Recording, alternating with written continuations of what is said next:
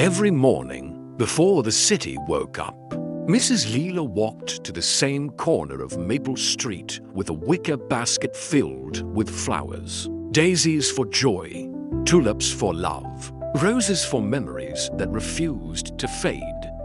Her steps were slow, but her spirit steady.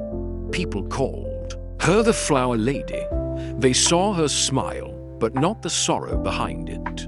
Behind her small rented house was a narrow patch of soil that had become her world. She planted, watered, whispered to each bud as though it could listen. It was her way of remembering the daughter she lost long ago. 15 years earlier, Leela's life had changed in an instant. A rainstorm, a slippery road, a car spinning off course, and the sound of water swallowing everything.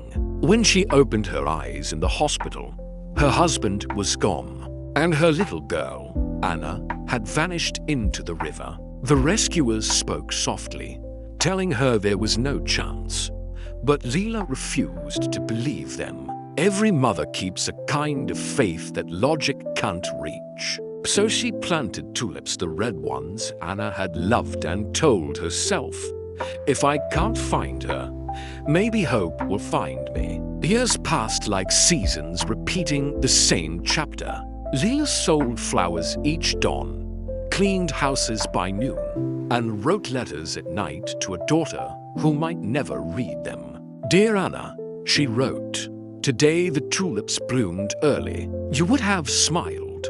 She placed each letter into a wooden box under her bed, beside a tiny pair of shoes and a ribbon that once tied Anna's hair. To others she seemed lonely. To herself she was waiting. Then one spring morning, a black car slowed in front of her stand. Out stepped a young woman, elegant yet quiet, with eyes that carried the kind of sadness you can't name. She studied the flowers. Are these from your garden? She asked. Yes, said Leela. Every petal knows my hands. The girl smiled faintly. I'll take all the roses.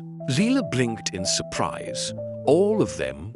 That's a lot for one heart. They're not for me. The young woman said softly. They're for someone I miss. She handed Leela $100 bill. That's far too much, Leela protested. Sometimes things are worth more than they know. The girl replied and left. That night, Leela couldn't sleep. The girl's face haunted her. The way her voice wavered.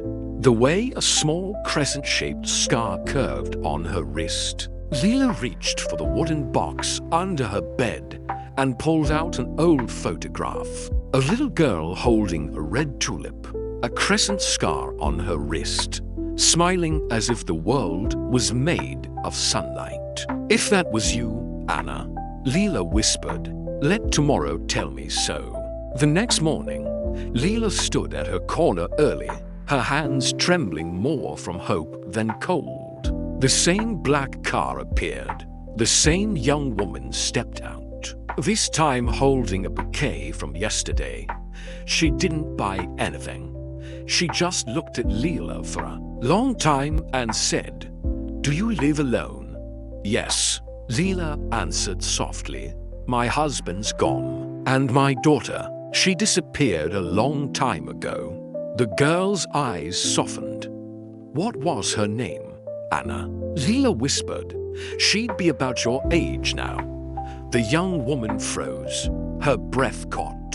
Slowly she reached into her purse and pulled out a small silver locket. Inside was a faded photo, a child holding a tulip.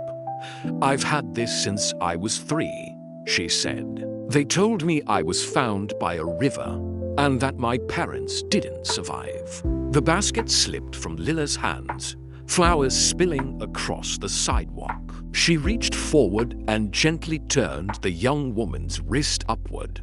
The same scar. Her voice broke. Anna.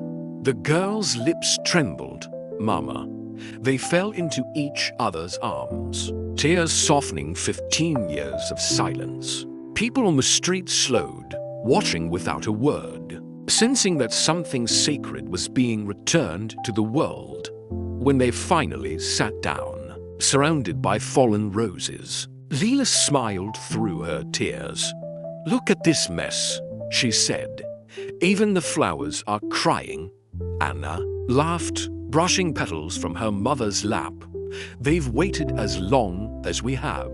That afternoon, they walked together to the little garden behind the house. Leela showed her daughter where each flower grew: the daisies by the fence, the tulips by the gate, the roses planted for birthdays that never came. Anna touched the soil with trembling fingers. "It feels like home," she whispered.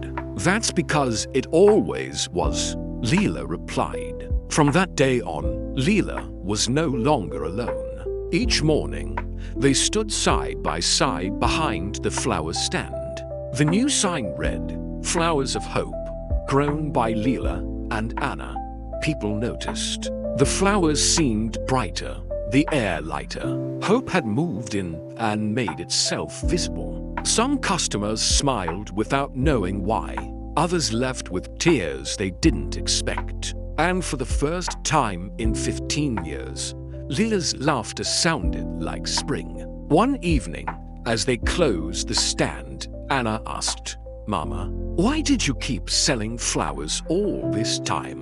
Leela looked at her and smiled. "Because hope is like a seed," she said. "Even when buried, it waits for the rain." Anna smiled back. "Then I guess I was your rain." Leela shook her head gently. "No, my love, you were the flower that never stopped blooming."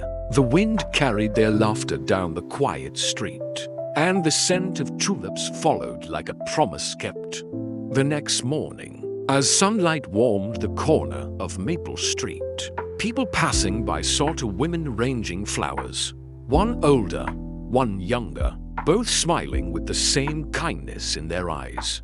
The sign fluttered in the breeze, "Flowers of Hope." A child tugged his mother's sleeve and asked, "Mom, why do they look so happy?" The mother smiled. "Because sometimes love finds its way home." And as the day began, Leela looked up at the sky, her heart full, her eyes soft with gratitude. She whispered, "Thank you for bringing her back." Beside her, Anna leaned close and said, "Thank you for never giving up." The street smelled of fresh flowers, warm bread from the bakery nearby, and something else, something invisible but real. It was peace. It was love remembering itself. Because kindness may fade, and years may change everything, but love always finds its way home.